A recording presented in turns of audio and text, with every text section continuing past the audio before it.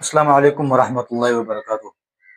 جیسا کہ آپ سب بھائی یہ بات جانتے ہیں کہ ابھی اس ٹائم پاکستان میں تقریباً 5-6 عذاب آئے ہوئے ہیں اللہ تعالیٰ کی طرف سے۔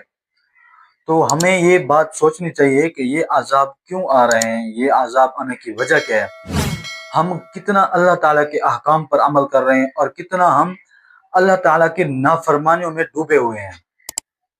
ابھی یہ کلاؤڈ برسٹ، یہ زلزلے، یہ سیلاب، یہ بارشیں، یہ مختلف قسم کے عذاب ہمارے اوپر آئے ہوئے ہیں۔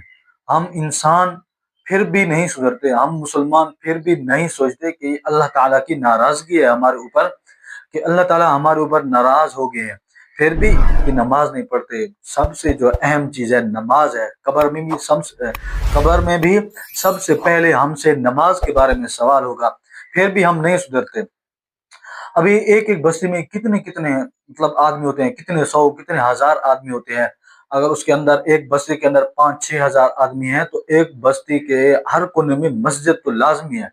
مسلمان کی بستی ہو اور وہاں مسجد نہ ہو، یہ نہیں ہو سکتا۔ مسجد ہر علاقے میں ہے، تو کبھی جا کر دیکھ لیں کہ مسجد میں کتنے آدمی نماز پڑھنے آتے ہیں۔ تو خدا را اللہ تعالیٰ کے احکام پر عمل کریں، گناہوں سے بچیں اور نیک اعمال کریں، اور اللہ تعالیٰ سے اپنے گناہوں کی معافی مانگیں۔